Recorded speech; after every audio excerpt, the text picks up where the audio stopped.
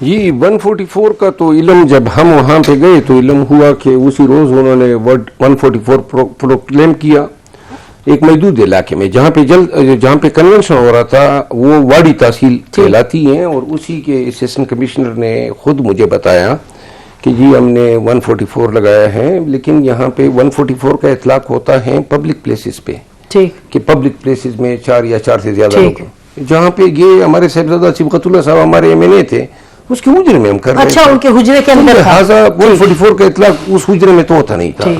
دوسری بات یہ ہے کہ 144 کے علاقے میں ابھی ہم داخل بھی نہیں ہوئے تھے کہ اس سے پہلے خال کا علاقہ آتا ہے، تو میں جب جا رہا تھا تو انہوں نے تیمرگرہ پہ، رباط پہ، ہر جگہ پہ انہوں نے رکاوٹیں کھڑی کی تھی۔ تو جب میں تیمرگرہ پہنچا تو میرے ساتھ کم و بیش کوئی 700 کے لگ بھگ گاڑیوں کا قافلہ بن چکا تھا، اور کم از کم 15,000 لوگ ہم ان گاڑیوں میں جا رہے تھے۔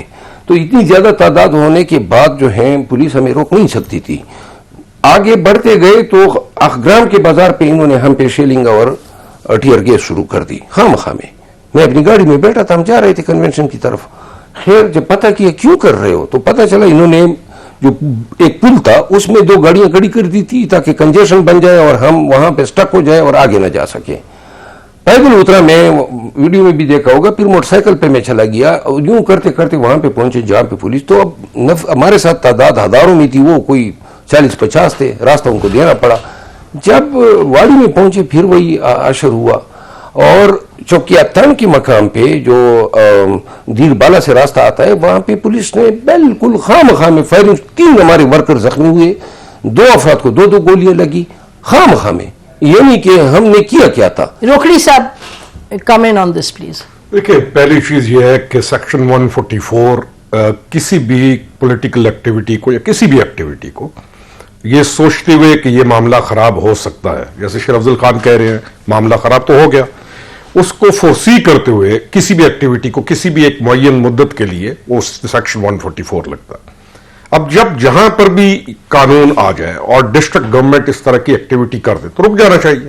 وہ تو کہہ رہے ہیں اپنے گھر میں تھا نا، نہیں تو ایکٹیویٹی ہے نا، پولیٹیکل ایکٹیویٹی ہے، روڈ پہ آ رہے ہیں آپ، یہ کوئی شیر افضل خان کو اکیلے بیٹھ کے تو وہاں پہ نہیں پہنچ رہے حجرے کے اندر۔ جب یہ ساری ایکٹیویٹی سٹارٹ ہو رہی ہے اس حجرے تک پہنچنے کے لیے، حجرے کے اندر تو کچھ نہیں ہوا، ان کی بات جو میں نے سنی یہی ہوا کہ ایک جگہ پہ روکا گیا، دوسری جگہ پہ روکا گیا، تیسری جگہ پہ فائرنگ ہوئی۔ نہ کسی بھی بندے کا، انسانی جان کتنی قیمتی چیز ہے، ہم پیچھے چلے جاتے ہیں کہ یہ جو ایگریشن والی یا اس طرح کی ایکٹیویٹی ایگریویٹ جب ہو from step 1 to step 2، step 2 to step 3، نقصان کس کا ہے؟ چاہے پولیس کے بندے ہوں 40، چاہے پولیس کے بندہ ہو 1، چاہے ہوں 40، اور چاہے یہاں سے آ رہے ہوں ہزاروں اور لاکھوں آدمی، ایک آدمی بھی اگر روکے رک جانا چاہیے۔ لیکن یہ ایک چیز میں وضاحت کر دوں، روکڑی صاحب جو بات کر رہے ہیں نا، 144 میں آپ سیاست پہ پابندی نہیں لگا سکتے ہیں، وہ اس کا ڈومین ہی نہیں ہے۔ 144 میں آپ زیادہ سے یہ کہہ سکتے ہیں 4 یا 4 سے زیادہ لوگ جمع نہ ہو، پولیٹیکل ایکٹیویٹی کے لیے 144 نہیں ہے، نمبر 1۔ نمبر 2 بات یہ ہے کہ میرے جانے سے 4 دن پہلے بلاول بھٹو زرداری صاحب اسی علاقے میں گئے، ان کو تو پروٹوکول بھی دیا گیا، ان کے لیے نہ کوئی رکاوٹ پیدا کی گئی، نہ 144 لگائی گئی۔ آخر 144 کی ضرورت کیوں پڑی؟ دوسری بات یہ ہے کہ ہمارے کم و بیش کل 75,000 کے لگ بھگ ہمارے جو پارٹیسپینٹ تھے پہاڑوں سے آ رہے تھے۔ 75,000 کل کا ہمارا جلسہ 1.5 لاکھ کے لگ بھگ لوگ جو تھے وہ اس کے پارٹیسپینٹ تھے۔ آپ ذرا کائنڈلی ویڈیو کو دوبارہ دیکھ لیں، ہم نے دیکھا ہے، اور 75,000 لوگ جو پہاڑوں سے آ رہے تھے، اور جو جلوس میرے ساتھ تھا جس کی تعداد واڑی پہنچتے پہنچتے 30,000 ہو گئی تھی، وہ میرا جلوس تو پیچھے رہ گیا، میں تو خود موٹر سائیکل پہ پہنچ گیا۔ تو لہذا کل کا جو دیر کا، پھر میں وہاں پہ پولیس اسسٹنٹ کمشنر نے مجھے کہا کہ یہ 144 میں نے لگائے ہوئے ہیں تو آپ نہیں جا سکتے۔ میں نے کہا 144 میں اپنی گاڑی میں جا رہا ہوں اور اس جگہ پہ جا رہا ہوں، تو گاڑی میں کہاں سے 144 کا اطلاق ہوتا ہے؟